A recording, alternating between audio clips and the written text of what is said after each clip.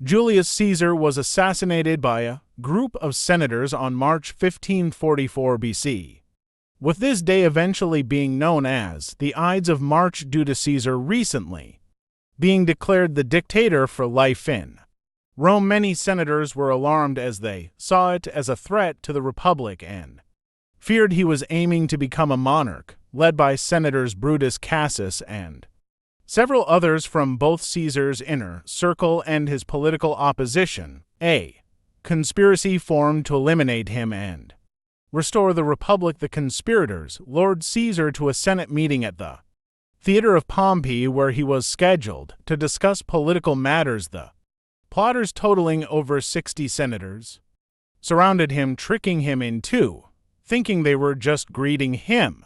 Suddenly they drew daggers and began stabbing him, and he was struck 23 times, with the final blow, according to tradition, being delivered by Brutus, someone he trusted deeply, which led to Caesar's supposed last word to Brute, which translates to the question, "You too, Brutus," although the historical accuracy of this phrase is debated by many. Unfortunately for the senators, this assassination did not have the intended effect of restoring the Republic, and instead it plunged Rome into a series of civil wars. Caesar's death marked the end of the Roman Republic and eventually paved the way for the rise of the Roman Empire. After his assassination, Caesar's supporters, notably Mark Antony and Octavian, who was Caesar's adopted heir, rallied against the conspirators, defeating them in battles over the coming years. Octavian would later emerge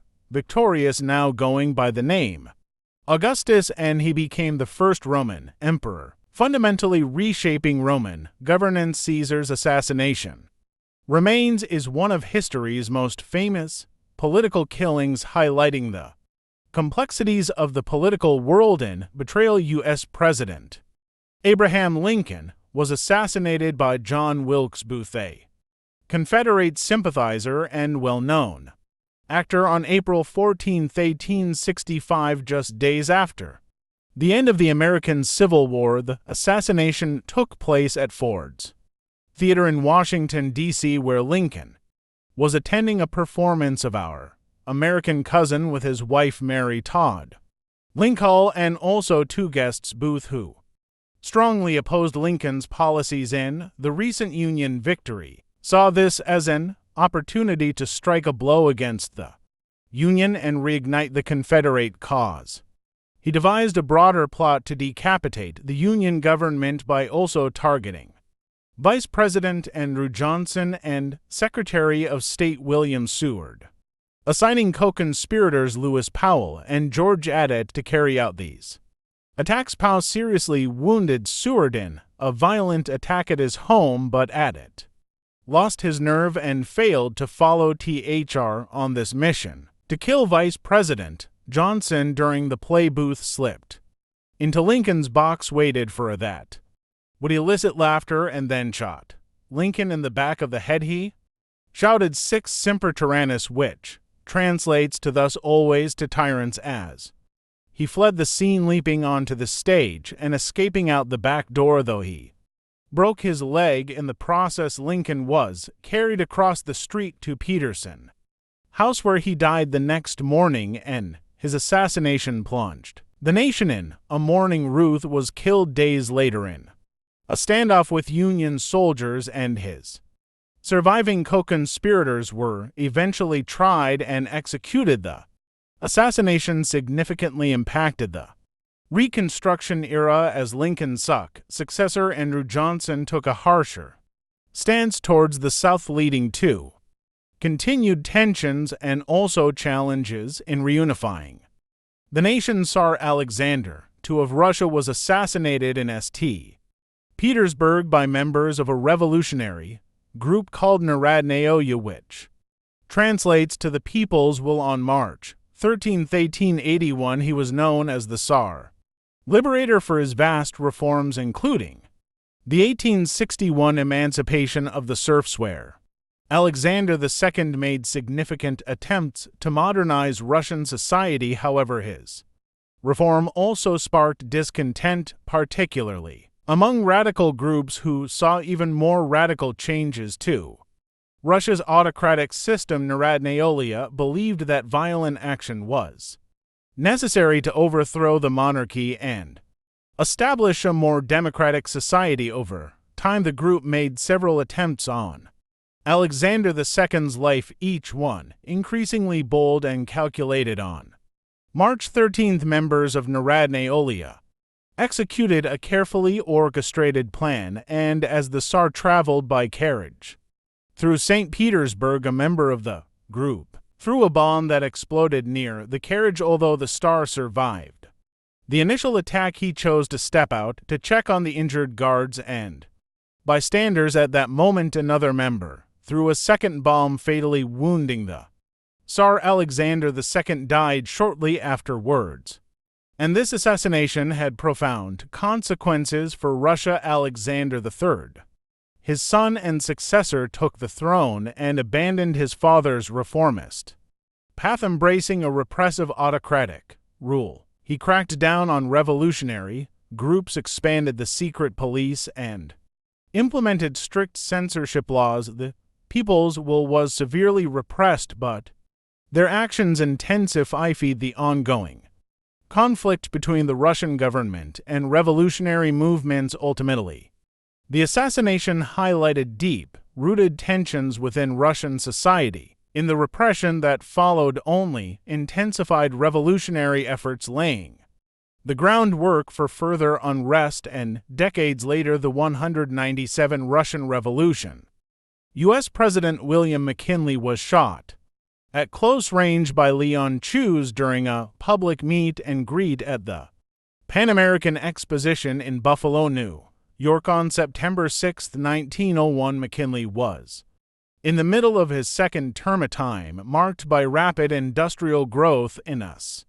expansionism, and he was a popular figure due to his policies that bolstered the economy and supported American intervention abroad. Chuz, a self-proclaimed anarchist who believed that the government oppressed working people, saw the assassination as a way to strike back at the American political system. He had been inspired by anarchist rhetoric and the assassination of other world leaders, and on the day of the attack, he waited in line to meet McKinley, concealing a pistol and a handkerchief. When he reached the President, Cho shot him twice in the abdomen, and initially, doctors were optimistic about McKinley's recovery, but complications set in and he died from gangrene on September 14th. He was the third president to be assassinated, sparking a nationwide outcry for stronger security measures for political officials and igniting debates over anarchism. Cho was swiftly convicted and executed, but the event intensified public fear of radical political movements, leading to stricter surveillance and policing of anarchist groups in the United States. McKinley's assassination had many political consequences and outcomes. As Vice President, Theodore Roosevelt succeeded him, bringing a wave of progressive reforms and an assertive foreign policy that reshaped the presidency. Roosevelt's approach to domestic policy, known as the Square Deal, and his efforts in establishing the United States as a global power left a significant impact on American politics. McKinley's death highlighted the vulnerability of public figures and led to changes in how presidents were protected, influencing security protocols for generations to come. Archduke Franz Ferdinand of Austria-Hungary and his wife Sophie were assassinated in sorrow by Gra Princess, a Bosnian Serb nationalist, on June 28, 1914. Franz Ferdinand was heir to the Austro-Hungarian throne and had come to sorrow to inspect imperial troops. The couple's visit took place on Vovane, Serbian national holiday, which stirred tensions in the region already full of nationalist unrest and resentment towards Austro-Hungarian rule. Princip was a member of Young Bosnia, a nationalist group that sought independence for Slavic territories that were under Austro-Hungarian control. He was part of a larger plot organized by the blackened secret Serbian society committed to ending Austro-Hungarian influence in the Balkans. The group's aim was to strike a blow for Serbian nationalism and destabilize the empire, armed with weapons provided by the Black Hand, Princip, and several other conspirators stationed themselves along the route of Arch's motorcade, and initially another conspirator threw a bomb at the car, but it missed, injuring others in the entourage despite the failed attempt. Fran fared and insisted on continuing the visit, and later, as his car took a wrong turn, it stopped directly in front of Prin, who fired two fatal SH shots, killing both the Archduke and Sophie. The assassination set off a rapid chain of events that ended up starting World War I, and Austria-Hungary, backed by Germany, issued an ultimatum to Serbia, and when its terms were not fully accepted, they declared war. This triggered a web of alliances, with Russia, France, and eventually Britain joining the conflict against the Central Powers. The assassination thus ignited a global war that reshaped world politics, leading to the fall of empires, radical shifts in political power, and long-lasting geopolitical tensions that shocked the 20th century. Mahatma Gandhi, a key leader in India's struggle for independence and an advocate for non-violence, was assassinated in New Delhi by Namgade, Hindu nationalist, on January 30, 1948. Gandhi was conducting a prayer meeting at Birla House when Ghatat, blending into the crowd, approached him. As Gandhi raised his hands in greeting, Ghatat shot him 3 times at close range, killing him instantly. God, along with others in Hindu nationalist circles, resented GTI's calls for unity between Hindus and Muslims in post-independence India. They believed Gandhi's stance was overly accommodating towards Muslims, especially following the violent partition of India and Pakistan in 1947, which led to communal conflict and massive displacements. Gade felt that Gandhi's influence hindered the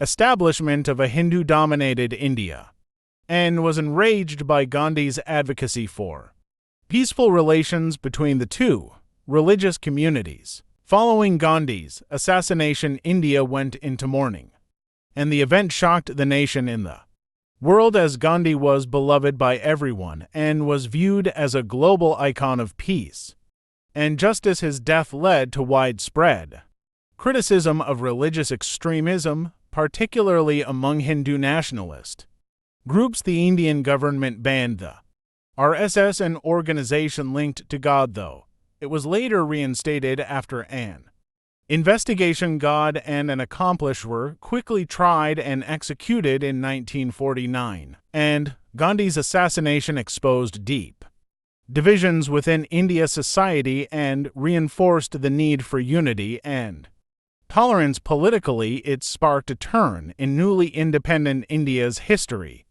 intensifying efforts to create a secular state despite communal tensions. Internationally, Gandhi's death highlighted the dangers of extremism, solidifying his legacy as a symbol of peaceful resistance and inspiring civil rights movements around the world.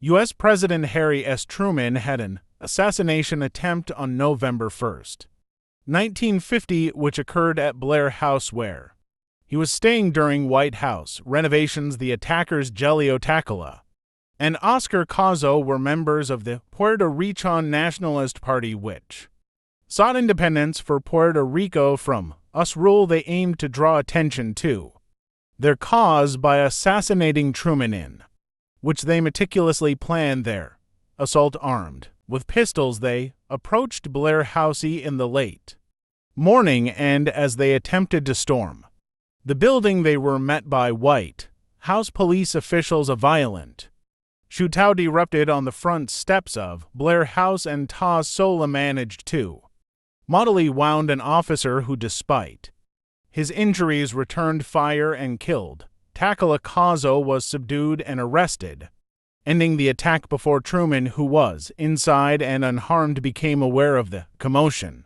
The motivations of the attackers were rooted in Puerto Rico's complex relationship with the United States as it was acquired in 1898.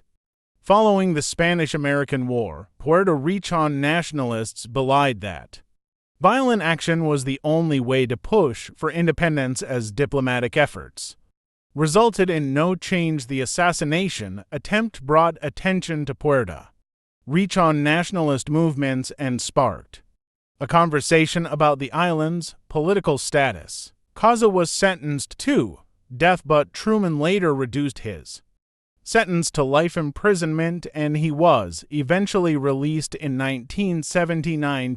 Truman's calm response to the attack highlighted his resilience and strengthened public resolve against political violence as a means to enact change.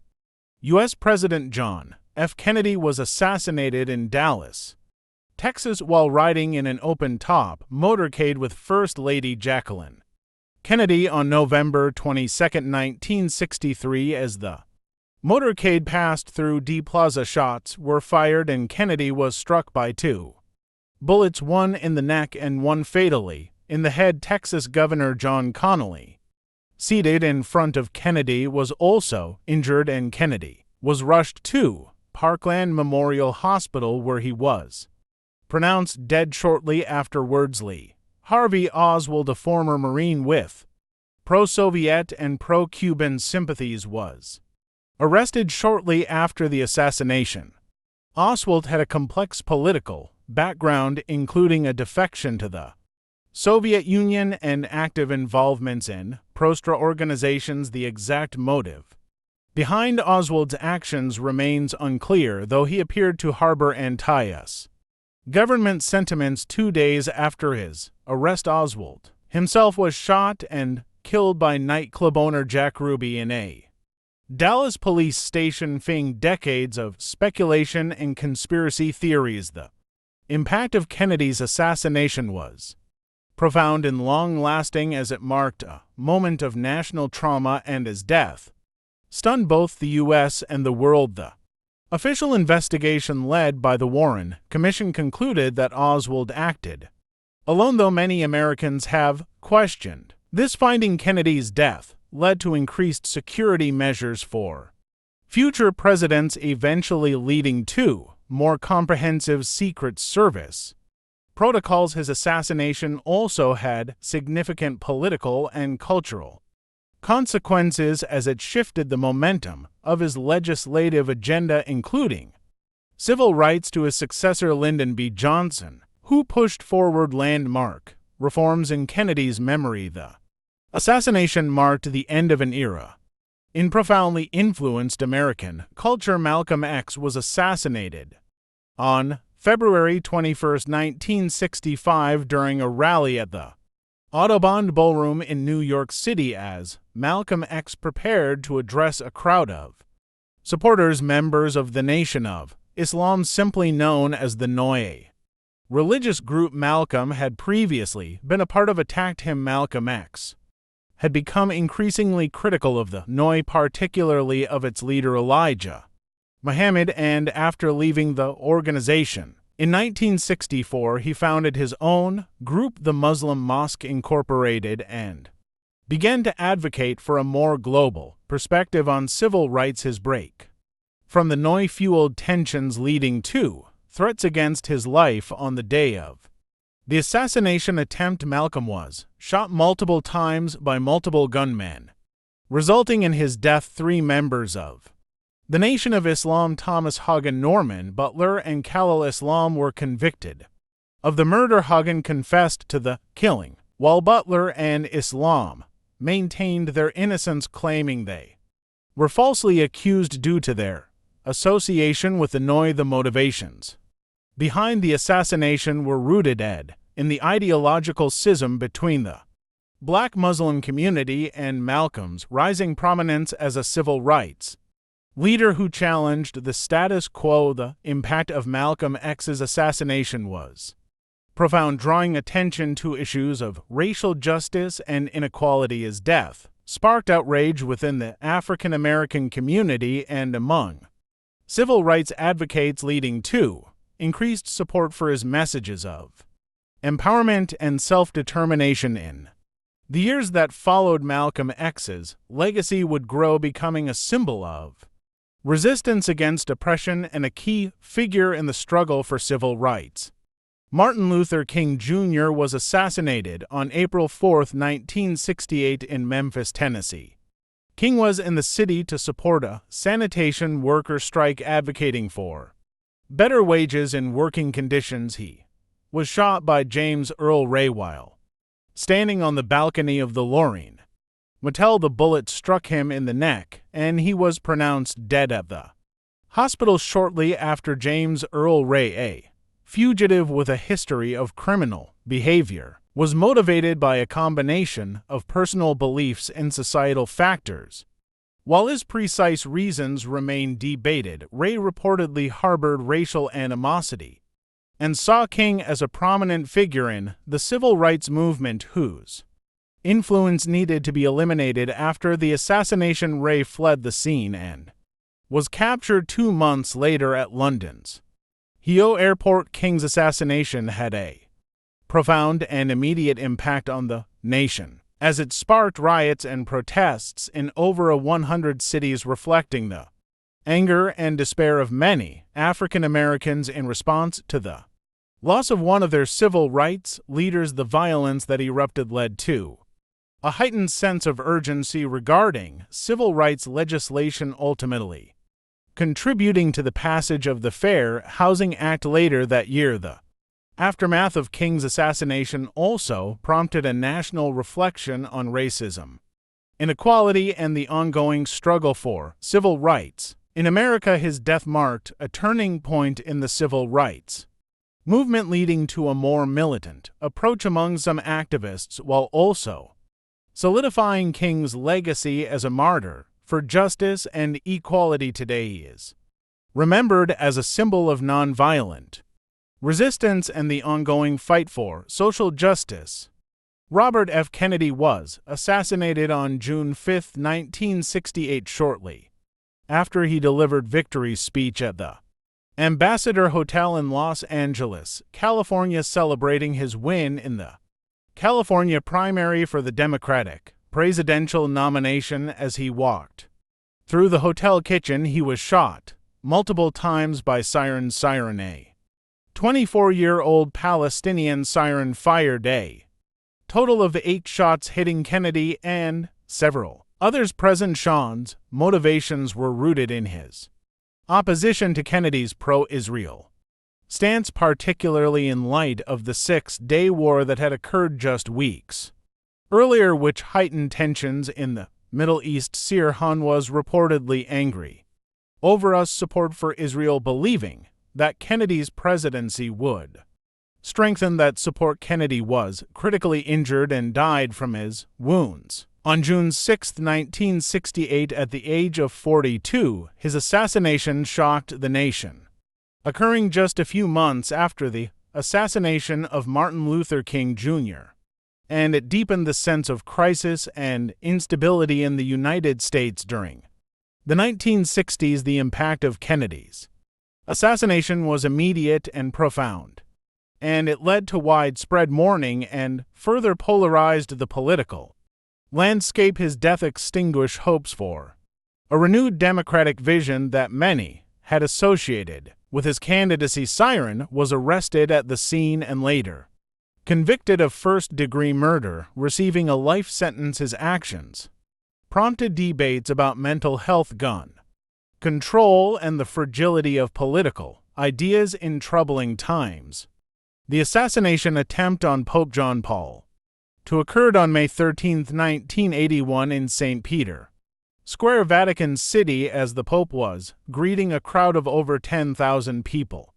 He was shot 4 times by Mim al-Yaka, a Turkish gunman who was quickly subdued by bystanders. The Pope was seriously injured, sustaining wounds to his abdomen and hand, but he survived the attack. After undergoing emergency surgery. Eco was a member of a far-right militant group in Turkey and had a complex political background. His motivations for the assassination attempt are believed to be linked to his opposition to the Pope's influence, specifically in relation to the political climate in Eastern Europe and the spread of communism. Some theories suggest that AKA was influenced by a larger conspiracy involving the Bulgarian governments in the Soviet Union, aiming to undermine the Pope's role in promoting democratic movements in Poland, and where the impact of this assassination attempt was significant, leading to heightened security measures for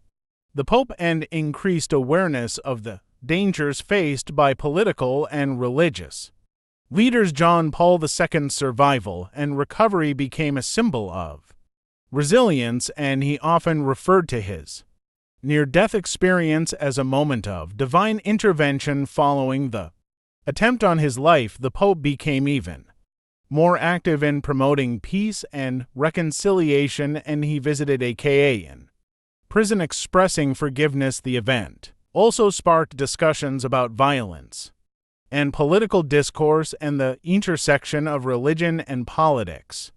Ultimately, the assassination attempts solidified John Paul II's legacy as a pivotal figure in the struggle for human rights and global peace, with his actions influencing numerous movements around the world.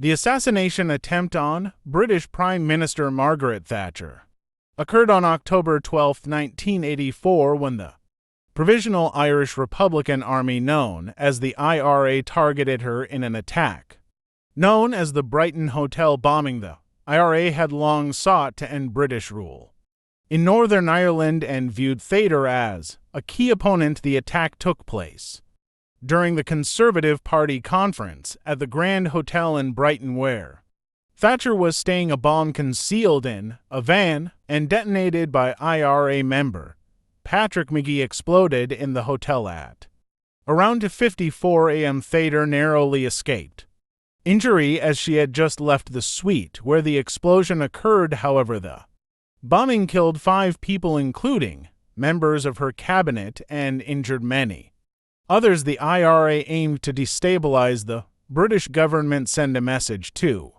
Thatcher, and demonstrate their capacity to strike at the heart of British politics. The attack was a part of a larger campaign of violence aimed at gaining political concessions from the British government. The aftermath of the assassination attempt had significant political repercussions, and while Thatcher's survival strengthened her resolve, the attack prompted increased security measures for government officials and intensified the government's crackdown on the IRA. The bombing also drew attention to the ongoing conflict in Northern Ireland, shaping public discourse around terrorism and national security. Ultimately, Thatcher's leadership style remained unchanged as she continued to advocate for her policies with renewed strength, emphasizing resilience in the face of terrorism.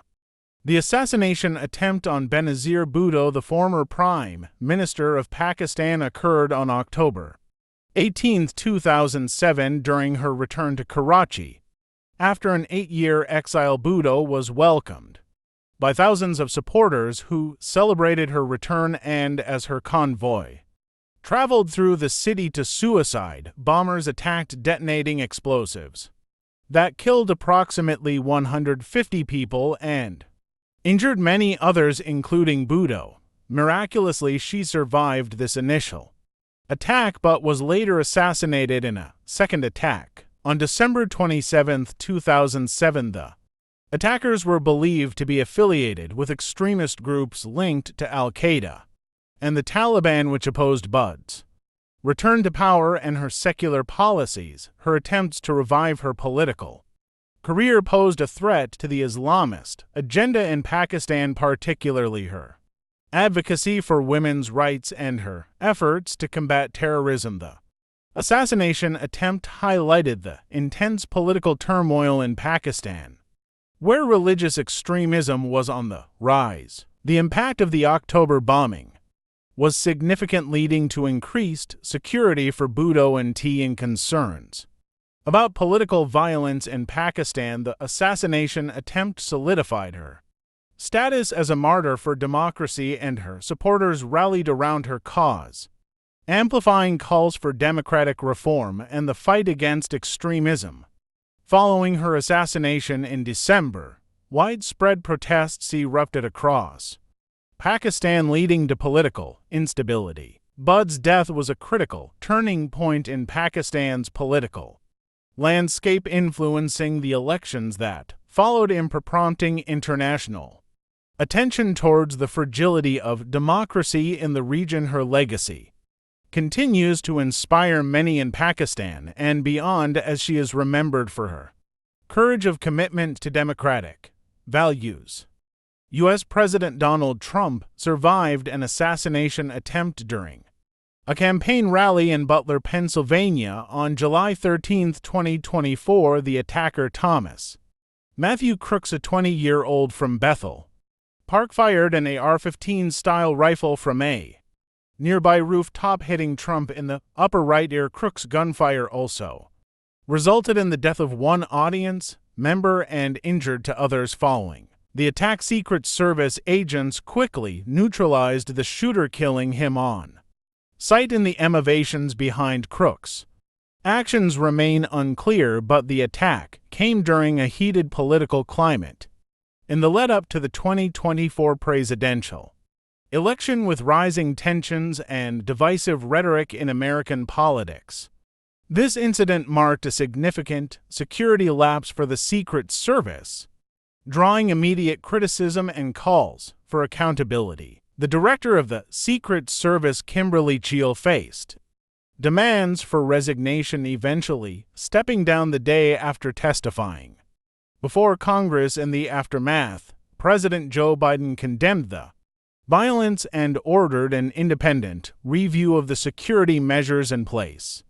For major political figures, the attempt sparked discussions on political rhetoric and safety, leading to calls for enhanced security for candidates, including the implementation of bulletproof glass at outdoor events. Trump's public appearance 2 days later at the Republican National Convention, bandaged in defiance, was widely covered and became emblematic of the chaotic political atmosphere. This event highlighted not only the threats faced by political figures but also the broader implications of political violence in the United States. The past is full of secrets, and there's so much more to explore. Subscribe now to Spectral History and join me in unraveling the mysteries of history.